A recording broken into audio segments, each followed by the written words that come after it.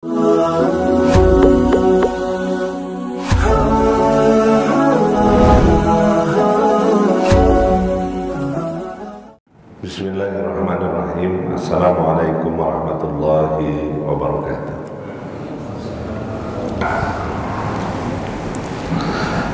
Alhamdulillahi rabbil alamin, wassalatu wassalamu ala asyrafil anbiya'i wal mursalin wa ala alihi wa sahbihi ajma'in. Subhanaka la ilma lana illa ma 'allamtana innaka antal azizul hakim wa tub 'alaina innaka antat tawwabur rahim. Raditu billahi rabba wa bil islami dina wa bi muhammadin nabiyya wa rasula. Rabbi zidni ilman warzuqni fahman waj'alna minas salihin, amin ya rabbal alamin. Segenap pengurus Masjid Babus Salam yang saya hormati, bapak-bapak, ibu-ibu sekalian yang dirahmati dan muliakan oleh Allah Subhanahu wa taala, tanpa kecuali anak-anakku sekalian yang hadir pada kesempatan malam hari ini, tiada henti tentunya kita bermunajah kepada Allah Subhanahu wa taala seraya mengucapkan rasa syukur alhamdulillah atas segala limpahan rahmat yang diberikan kepada kita, sehingga kita dapat menunaikan tugas dan kewajiban kita selaku seorang mukmin. Mudah-mudahan seluruh rangkaian ibadah dan ketaatan yang kita tunjukkan kepada Allah Subhanahu wa taala menjadi bagian daripada wujud ketakwaan kita kepada Allah dan senantiasa mendapatkan ridha dari Allah Subhanahu wa taala. Amin ya rabbal alamin. Salawat dan salam tidak lupa kita sampaikan pada junjungan Nabi besar kita Muhammad sallallahu alaihi wasallam. Allahumma fashalli wa sallim wa barik alaihi. Pada segenap keluarga dan para sahabatnya, kita tetap beristiqomah untuk mengikuti sunnah daripada sunnah Rasulullah sallallahu alaihi wasallam. Harapan yang selalu kita dambakan dari baginda Rasul, insyaallah kalau kita semua akan mendapatkan syafaatul uzma dari baginda Rasulullah sallallahu alaihi wasallam. Amin ya rabbal alamin. Bapak dan Ibu sekalian, pada kesempatan malam hari ini dalam upaya kita meningkatkan tazkiyatun nafas kita, tema bahasan yang ingin saya coba sampaikan kepada para jamaah. Pada bulan yang lalu kita sudah masuk bagaimana kita ingin menghadirkan kemuliaan diri kita lewat ketakwaan, dan hari ini saya coba menyampaikan bahwa kemuliaan juga kita bisa bangun lewat Al-Quran. Jadi kira-kira temanya adalah mulia dengan Al-Quran. Bapak dan Ibu sekalian, kalau kita berbicara tentang bagaimana meraih kemuliaan tersebut, di pertemuan terdahulu bahwa tidak seorang pun yang menginginkan dalam hidupnya tidak menjadi mulia. Jadi siapapun berkehendak dan berkeinginan, orang pasti berkeinginan dia pengen menjadikan dirinya mulia. Hemat saya, ketika kita berbicara tentang kemuliaan, maka kemuliaan itu harus berangkat dari diri kita masing-masing. Artinya kemuliaan itu dibangun lewat diri kita dulu. Insya Allah kalau kemuliaan kita sudah lakukan terhadap diri kita untuk menjadi mulia, insya Allah cepat atau lambat kemuliaan itu yang dinilai orang-orang lain insya Allah akan sampai juga ke dalam diri kita. Jadi kalau kita ingin bicara tentang mulia itu ya ibda' binafsik, gitu ya. Mulai dari diri sendiri. Artinya kita bisa nggak mengangkat derajat kita untuk menjadi mulia di mana? Di sisi Allah Subhanahu wa taala. Kalau seandainya kita belum mengangkat diri kita sendiri untuk menjadi mulia di hadapan Allah, terus mau dengan cara apa lagi? Ya. Padahal di dalam ayat suci Al-Quran sudah dijelaskan, inna akramakum indallahi atqakum. Sesungguhnya orang yang paling mulia di sisi Allah Subhanahu wa taala atqakum, yaitu orang yang paling bertakwa. Nah, untuk mengenal lebih jauh bagaimana upaya kita untuk menghadirkan nilai ketakwaan yang lebih detail, maka sandarannya adalah kembali kepada Al-Quran dan Sunnah Rasulullah Sallallahu Alaihi Wasallam. Artinya apa? Kita lihat di sini, menjadi mulia dengan Al-Quran gitu, merupakan langkah terbaik untuk mendapatkan kemuliaan dan derajat di sisi Allah Subhanahu wa Ta'ala. Artinya kita diminta untuk melakukan interaksi dengan Al-Quran. Dengan cara apa?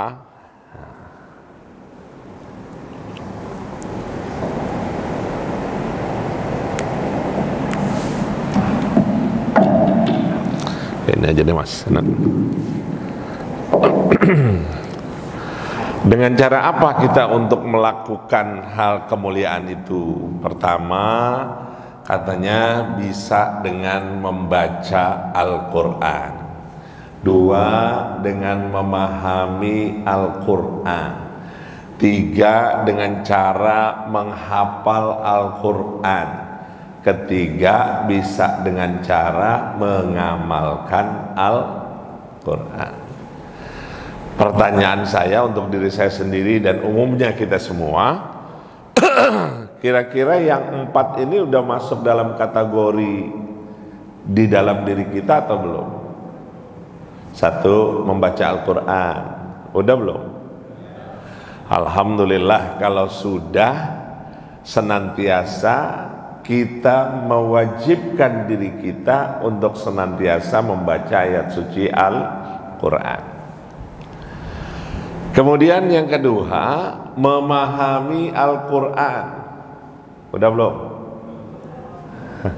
Sedikit banyaknya sudah ada usaha untuk memahami ayat suci Al-Quran. Karena di dalam Al-Quran itu sendiri, subhanallah, begitu indah lafaz yang sedemikian rupa Allah berikan kepada kita sebagai gambaran dalam kehidupan kita. Dan di situ banyak rahasia-rahasia dari Allah Subhanahu wa Ta'ala, baik yang tersurat maupun yang tersirat. Betul ya? Coba kita lihat yang sederhana saja ketika kita baca surah Al-Ikhlas. Betul? Al-Ikhlas apa? Qulhu. Kalau Al-Falaq pasti kita ketemu sama Al-Falaqnya. Kalau kita baca An-Nas pasti ketemu sama An-Nasnya. Betul? Qul a'udzu birabbil falaq, qul a'udzu birabbin nas. Kita baca surah Al-Lahab, ada nggak? Tabat syada abi lahabi wa tab. Nah, ada tuh. Kita baca surah Al-Ma'un, ketemu nggak Al-Ma'unnya? Ketemu. Al-Fil, ketemu nggak Al-Filnya? Nah, pertanyaannya kenapa di dalam surah Al-Ikhlas kita nggak menemukan kata Al-Ikhlas? Iya, kenapa itu? Ada rahasia apa? Nah, itu yang perlu diungkap. Gitu. Ada rahasia tersendiri yang memang Allah berikan kepada kita ketika kita membaca surah Al-Ikhlas. Gitu. Kan ungkapannya berangkat bagaimana ketauhidan kita, bagaimana keberimanan kita diuji oleh Allah Subhanahu wa Ta'ala lewat surah yang Allah hadirkan lewat surah Al-Ikhlas. Bapak dan Ibu sekalian yang dirahmati dan muliakan oleh Allah Subhanahu wa Ta'ala, maka kaitannya memahami, menghafal dan terakhir adalah mengamalkan ayat suci Al-Quran. Ini sesuai dengan apa yang disampaikan dalam hadis Rasulullah sallallahu alaihi wasallam, katanya lewat riwayat Imam Muslim, katanya innallaha yarfa'u bihadzal kitab aqwaman wa yadh'u bihi akharin. Katanya sesungguhnya Allah mengangkat derajat seseorang dengan kitab ini, yaitu Al-Quran, dan merendahkan yang lainnya dengan kitab Al-Quran. Jadi orang bisa mulia lewat Al-Quran, dan orang juga bisa rendah lewat Al-Quran dengan mengabaikan Al-Quran. Bapak dan Ibu sekalian yang dirahmati dan muliakan oleh Allah Subhanahu wa taala, dikatakan kemuliaan seorang dengan Al-Quran berdampak kebaikan bagi dirinya. Ia akan mendapatkan ketenangan diri. Satu, dia akan menjadi lebih baik dalam pribadinya. Dia akan mendapatkan petunjuk serta rahmat dari Allah Subhanahu wa ta'ala. Ngomong-ngomong, kalau kita baca Al-Quran makin tenang gak diri kita? Pak, makin tenang gak diri kita kalau kita baca Al-Quran? Harusnya demikian. Ada ketenangan batin yang kita rasakan karena kita membaca ayat suci Al-Quran. Coba Bapak Ibu perhatikan dalam surah Al-Alaq, berapa kali kita diminta untuk membaca? Bukan Al-Falaq ya, Al-Alaq. Apa? Iqra. Berapa kali? Berapa kali disuruh baca? Iqra bismi rabbikal ladzi khalaq, khalaqal insana min, kemudian Iqra wa rabbukal akram. Berapa kali Jen? 2 kali. Ada apa sih rahasianya sampai 2 kali begitu? Nah, ini kan pertanyaan juga penting yang kita harus tahu. Kenapa sampai 2 kali Allah mengatakan kata Iqra, artinya baca. Dan makna baca di sini sangat luas. Walaupun nanti kita akan ketemukan yang namanya qiraah, yang namanya tilawah, yang namanya tahsin, yang namanya tadabbur. Nah, itu akan ada penjelasannya tersendiri. Tapi di sini kalau kita lihat makna teksnya di dalam kata Iqra, ada 2 makna. Ada 2 kali Allah minta kepada kita. Kata Allah yang pertama adalah Iqra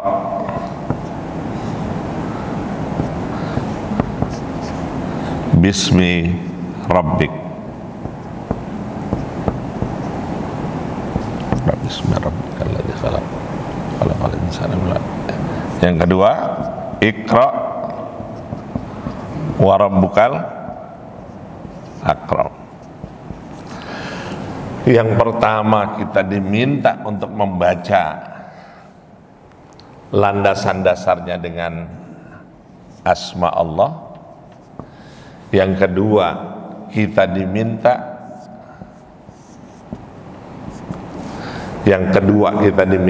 baca wa rabbukal akram. Kita diminta yang kedua ketika kita membaca, jangan lupa wa rabbukal akram. Artinya apa? Tinggikan selalu apa yang harus ditinggikan? Asma Allah. Artinya apa? Ini kan perintah, gitu. Ini perintah. Perintah yang pertama adalah Iqra bismi rabbik, baca. Artinya bisa membaca secara tersurat, tapi juga bisa membacanya secara tersurat dan tersirat. Kalau sekedar baca aja kan baca, tapi ada makna tersirat nggak dibalik baca? Banyak hal yang harus kita baca. Ada kita baca, ada kita kaji, ada kita telaah, ada kita teliti, ada kita konfirmasi, ada kita koordinasi, ada kita kolaborasi. Artinya bukan sebatas baca, silahkan dikaji lebih dalam berkait dengan ayat-ayat Allah Subhanahu wa ta'ala. Disinilah dituntut pengetahuan kita agar kita senantiasa meningkatkan ketakwaan kita kepada Allah Subhanahu wa ta'ala dengan tidak hanya sekedar membaca, tapi lebih daripada itu, baik membacanya yang secara tersurat maupun bacanya secara tersirat. Bapak dan Ibu sekalian yang dirahmati dan muliakan oleh Allah Subhanahu wa taala, contoh yang real lah yang bisa kita contohkan. Katanya kalau pengen sebuah negara itu baik gitu, kalau pengen sebuah negara itu memberikan kesejahteraan terhadap penduduk negerinya, coba deh lihat surah Quraisy gitu. Di dalam surah Quraisy itu ada dua persyaratan yang harus terbangun dengan baik. Yang pertama, kalau pengen makmur bangsa dan negerinya adalah alladzi at'amahum min ju'. Kemudian wa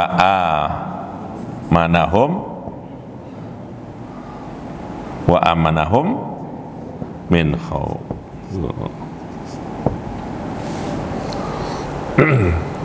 Ya.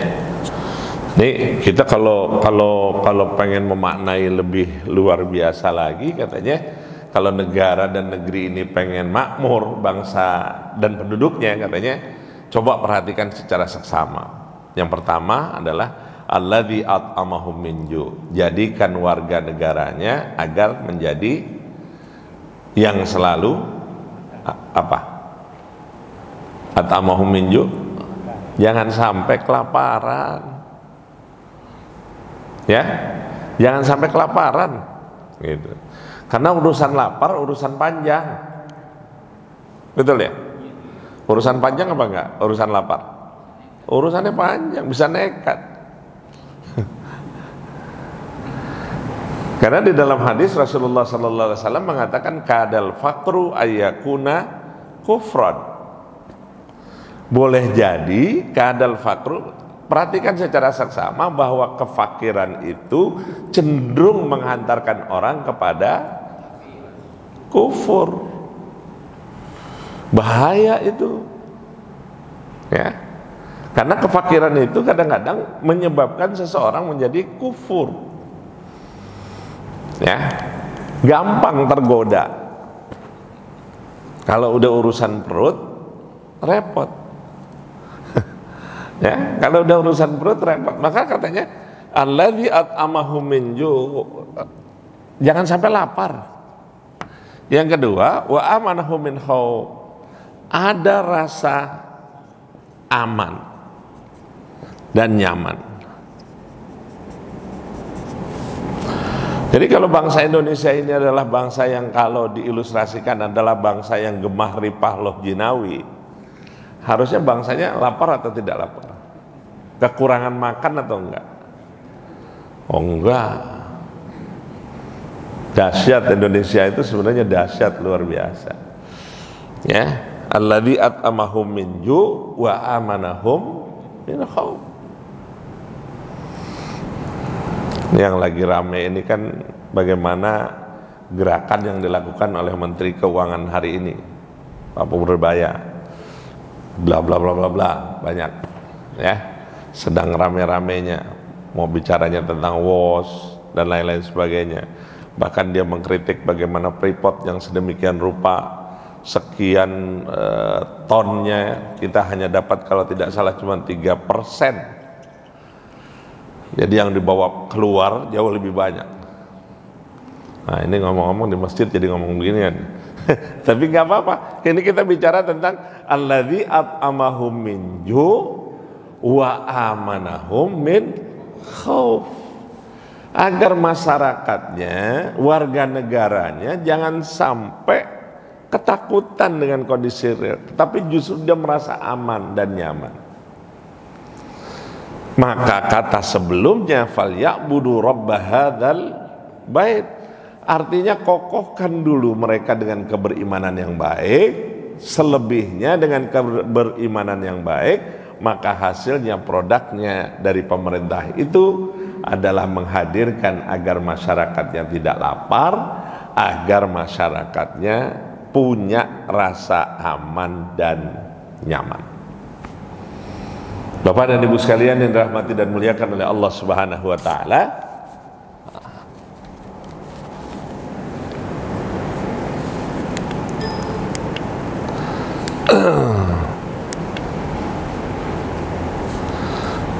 Maka kita lihat nih kenapa pentingnya Al-Quran. Karena Al-Quran sebagai pedoman, karena Al-Quran sebagai way of life, jalan hidup kita, sebagai pedoman hidup kita. Maka dikatakan fa imma ya'tiyannakum minni huda faman tabi'a hudaya fala yadillu wa la yasqa. Maka jika datang kepadamu petunjuk dariku, kata Allah Subhanahu wa taala, lalu barang siapa yang mengikuti petunjuk Allah, maka ia tidak akan sesat dan tidak akan celaka. Itu ayat pertama. Kemudian surat Thaha ayat berikutnya katanya, wa man a'rada an dzikri fa innalahu ma'isyatan dhanka wa nahsyuruhu yaumal qiyamati a'ma. Barang siapa yang berpaling dari peringatan Allah, maka sesungguhnya baginya penghidupan yang sempit dan kami akan menghimpunnya pada hari kiamat dalam keadaan buta. Jadi jelas ya, kalau kita mau selamat dunia akhirat, jangan lupa kembali kepada Al-Quran, merujuklah kepada Al-Quran, jadikanlah Al-Quran sebagai pedoman hidup kita.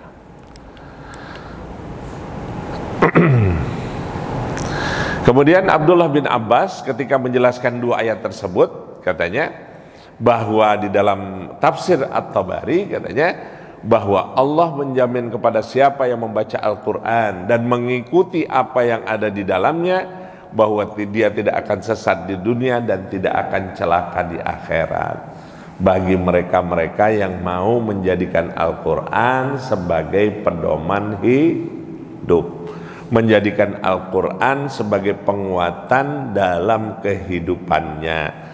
Maka hadis Rasulullah SAW mengatakan, gitu ya, di dalam hadis Rasulullah SAW berkata, taraktu fikum amroini, taraktu fikum amroini, lan tadillu ma in tamassaktum bihima, ma tamassaktum bihima, kitaballahi wa sunnata rasulihi, kama qala Rasulullah sallallahu alaihi wasallam. Dalam riwayat lain dikatakan, taraktu fikum amroini lan tadillu abada in tamassaktum bihima, kitaballahi wa sunnata rasulihi. Kata Rasulullah sallallahu alaihi wasallam, aku tinggalkan kepada kalian dua perkara, niscaya kalian tidak akan tersesat selama-lamanya kalau berpegang teguh kepada keduanya,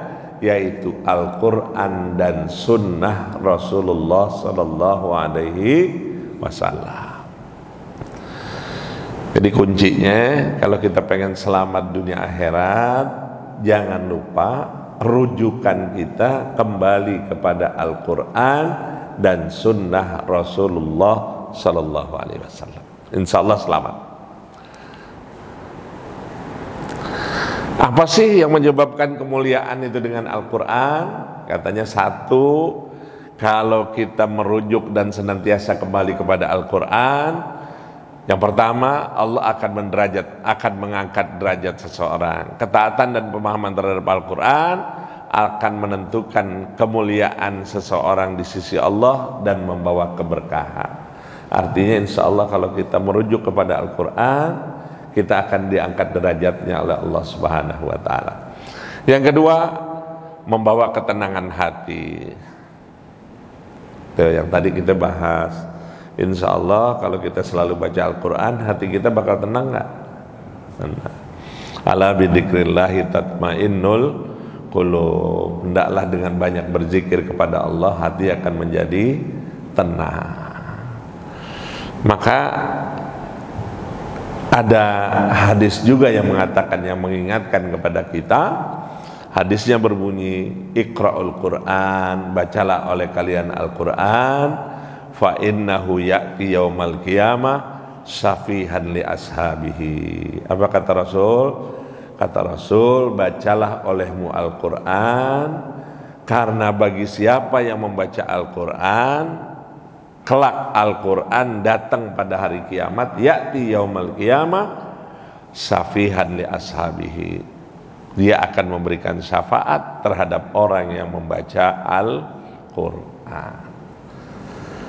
Apakah ini sudah bisa dibuktikan? Bisa dibuktikan. Di dalam sebuah riwayat lainnya, ketika kita wafat nanti, kalau kita lazim membaca Al-Quran, sering membaca Al-Quran, ya, memudawamkan diri kita untuk selalu membaca Al-Quran, insya Allah ketika kita wafat, ada sosok makhluk tampan yang akan menemani kita percis di kepala kita. Ketika kita direbahkan begini, gitu ya, dia ada posisinya seperti ini. Siapa yang menemani kita di kepala kita ini, makhluk tampan ini? Makhluk tampan ini adalah qiraatul Quran, adalah bacaan Al-Quran. Apakah dia sampai di situ saja menemani? Enggak, bahkan sampai liang lahat pun dia akan tetap menemani kita dan insya Allah akan menerangi yang namanya kubur kita. Pertanyaannya adalah tinggal dua. Pertanyaannya cuma dua. Mau baca Quran apa mau dibacain Quran? Pilih yang mana kira-kira?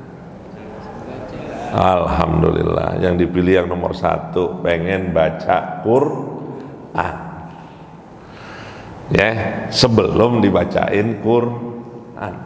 Itu doang pilihannya. Gitu. Memang sih ketika kita baca Al-Quran itu godaannya sangat luar biasa sekali. Bawaannya tuh kalau baca Quran, kira-kira mata sepet apa kagak? Oh, kira-kira kalau scrolling YouTube, IG, Facebook, kira-kira ngantuk apa kagak? Enggak. Kenapa itu? Kenapa enggak? Kenapa kalau kita baca Quran, mau di masjid kayak mau sendirian kayak mau di mana gitu, bawaannya udah kagak betah aja gitu. Kenapa tuh? Tetapi kalau kita sudah lazim membaca Al-Quran, sudah sering, bahwa ketika kita baca Al-Quran dan kembali lagi membaca Al-Quran, maka sesungguhnya kita diundang oleh Allah Subhanahu wa Ta'ala untuk terus merujuk kepada Allah Subhanahu wa Ta'ala. Coba dirasakan, kalau seandainya kita sudah lazim ba'da maghrib, ba'da subuh kita baca Al-Quran, ba'da maghrib kita baca Al-Quran, hilang sekali nggak baca Al-Quran, itu rasanya ada sesuatu yang hilang. Karena kita sudah mendawamkan membaca ayat suci Al-Quran. Sekarang pertanyaannya lagi, kenapa waktu bulan puasa itu kita mampu bisa hatam 2-3 kali baca Al-Quran dalam sebulan? Ya, betul ya? Betul nggak kira-kira? Tuh. Terus kenapa di bulan biasa hatam Quran untuk 30 juz itu kira-kira memerlukan waktu berapa lama? Kalau di bulan lain? Kalau di bulan puasa, karena semangatnya ada dorongan, ada begitu banyak pahala yang diberikan, betul. Tapi di luar waktu Ramadan pun, sebenarnya kalau kita memang betul-betul semangat untuk membaca Al-Quran, itu adalah kenikmatan tersendiri sebagai bagian daripada proses peningkatan ketakwaan kita kepada Allah Subhanahu wa Ta'ala. Kenapa demikian? Karena sesungguhnya kita malu dengan begitu banyak nikmat yang Allah berikan kepada kita, tetapi begitu sedikit nikmat yang kurang disyukuri oleh diri kita masing-masing. Pak, nikmat mata itu nikmat dari Allah Subhanahu wa Ta'ala tidak? Iya. Semestinya dimaksimalkan atau dibiasa saja untuk membaca ayat suci Al-Quran. Harusnya dimaksimalkan dari nikmat mata yang Allah anugerahkan kepada kita.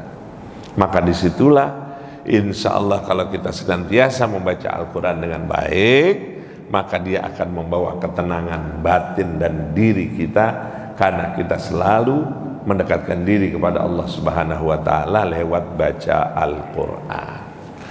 Apalagi menjadi pedoman hidup. Insya Allah katanya seperti yang hadis disampaikan tadi, bahwa barang siapa berpegang teguh kepada Al-Quran dan sunnah Rasulullah Sallallahu Alaihi Wasallam, dia akan mendapatkan keselamatan tidak hanya di dunia tetapi juga kelak di akhirat. Sini dikatakan Al-Quran akan datang di hari kiamat untuk memberikan syafaat bagi mereka yang membaca ayat suci Al-Quran. Yakini itu bahwa Al-Quran akan memberikan syafaat, akan memberikan pertolongan kepada mereka-mereka yang membaca ayat suci Al-Quran. Terlebih lagi kalau seandainya memang kita bisa mentadabburkan Al-Quran, lebih-lebih kita bisa faham dengan baik dari makna ke makna dari ayat suci Al-Quran, sehingga ketika kita membaca Al-Quran ada rasa yang menyatu di dalam diri kita dari bacaan yang kita baca. Tapi walaupun enggak demikian, kita ngerti apapun tidak ngerti, kenikmatan membaca ayat suci Al-Quran insya Allah akan menjadi penguatan keberimanan kita kepada Allah Subhanahu wa Ta'ala. Coba Bapak Ibu buka surah Ar-Rahman. Begitu banyak pertanyaan-pertanyaan yang Allah berikan kepada kita lewat satu ayat yang menohok. Allah mempertanyakan di dalam diri kita. Kata Allah Subhanahu wa Ta'ala apa? Fabi ayyi ala'i rabbikuma tukadziban. Apa pertanyaan yang diminta oleh Allah Subhanahu wa Ta'ala? Allah minta kita melakukan introspeksi diri, coba berkaca diri atas nikmat yang Allah berikan kepada kita. Allah nanya sama kita, nikmat Tuhanmu yang manakah wahai manusia yang kamu dustakan? Artinya kalau kita beribadah dengan baik, sholatnya baik, puasanya dijalankan, ibadah infak dan sedekah dilakukan, gitu ya, zikir dikuatkan, gitu kan, berkata baik kita lakukan sebagai wujud daripada rasa syukur kita atas nikmat yang diberikan oleh Allah Subhanahu wa Ta'ala. Kira-kira wajar, pantas apa tidak?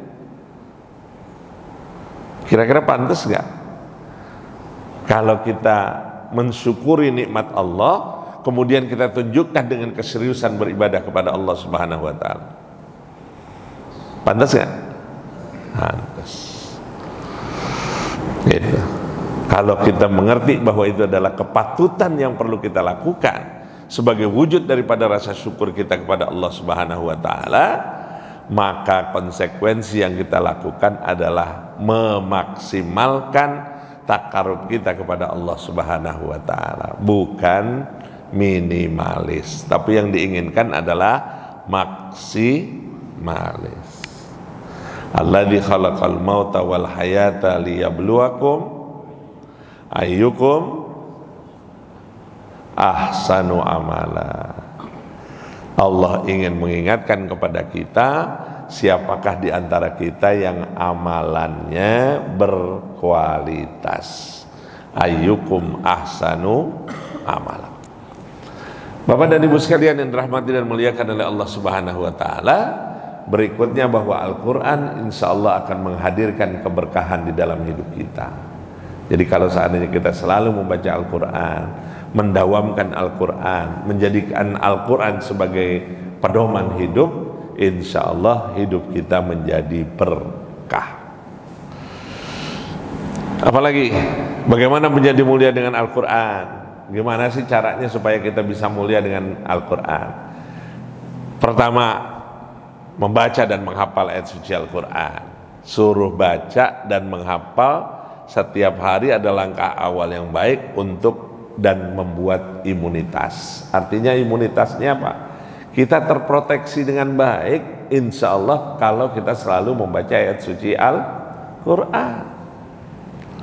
Apakah ada perintah yang lebih menguatkan? Ada. Di samping suruh kita baca Al-Quran sebagai kekuatan imunitas kita, gitu, baginda Rasulullah SAW juga mengingatkan kepada kita dengan perintahnya adalah nawwiru buyatakum bis shalah wa qiraatul Quran. Hiasilah rumah kalian dengan ibadah salat, yaitu ibadah salat sunnah.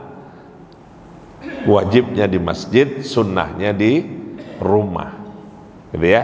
Jadi yang sunnahnya itu di rumah, yang wajibnya di masjid.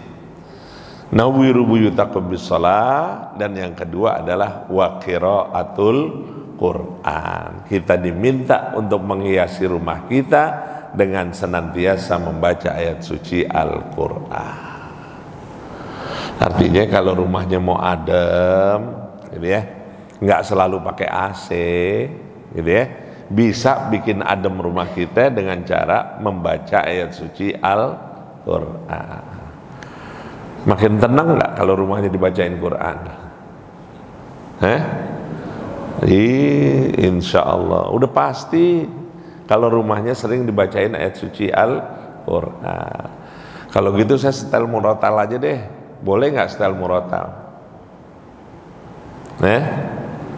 Kira-kira boleh nggak setel murotal?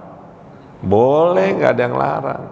Tapi kira-kira jauh lebih afdol nyetel murotal apa orangnya yang penghuni rumah yang baca Quran?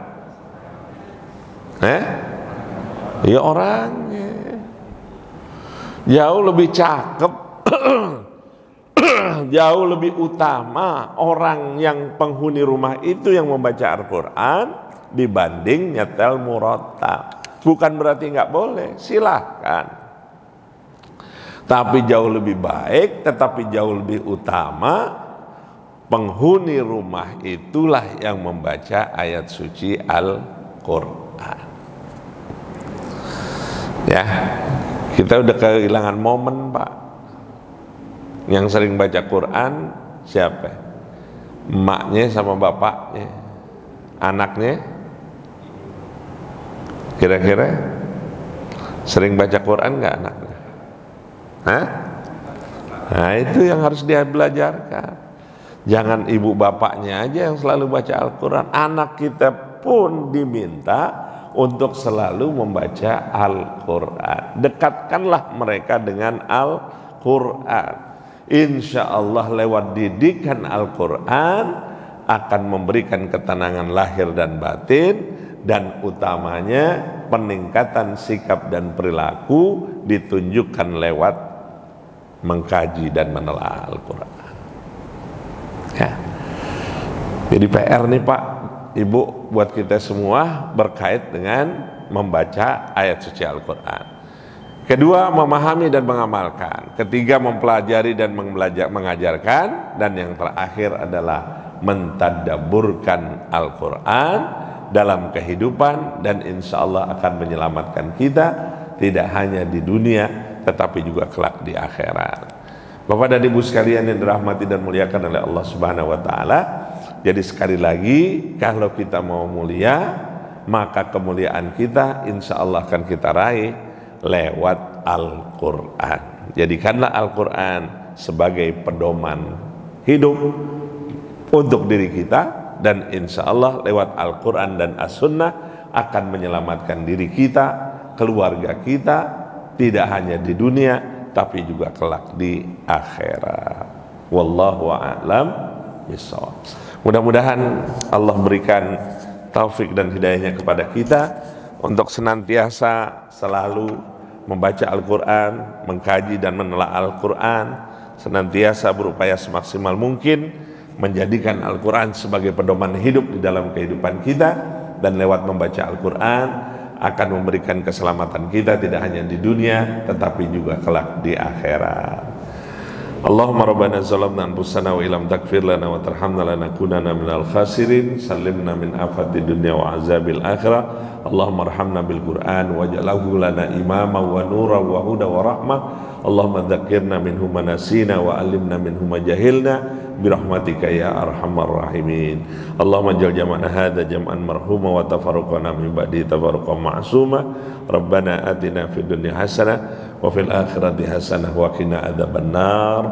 Walhamdulillahi rabbil alamin. Yang baik hanya dari Allah, yang buruk saya mohon ampun kepada Allah Subhanahu wa taala.